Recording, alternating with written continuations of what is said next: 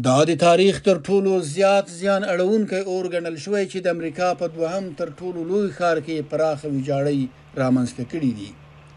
په لاس انجلس کې په اور کې په لولپه شویو سیمو کې د پالسیډز او مالیبو سیمې هم شاملې دي. دا سیمې د نړۍ د تر ټولو قیمتي کورونو په لرلو سره زیاتې مشهورې وې، چیرې چې د پاریس هیلټون او انټوني هاپکنز په څېر مشهور فلمي ستوري پکې اوسېدل. د راپورونو له مخې د لاس انجلس په کاونټي کې شاوخوا 109,000 کسان له خپلو کورونو څخه ایستل شوي او د شاوخوا 2 لکه کورونو خاوندانو ته خبرداری ورکړل شوی چې له خپلو کورونو څخه دې ووځي.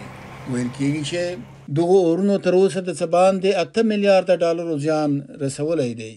د لاس انجلس په ډېرو هغو سیمو کې چې اورونو په کنډوالو بدل کړي دي، د خلکو د شتمنیو د لوټ او تالان د مخنیوي لپاره د شپې لخوا ګرځبندیز لګول شوی او په سړکونو او لارو کې د ایالتي ملي ګارد پرسونل ګزمې کوي. د لاس انجلس ښار د پاسفیک پلاسیډ سیمه کې تقریبا هر څه اور سوځولي دي.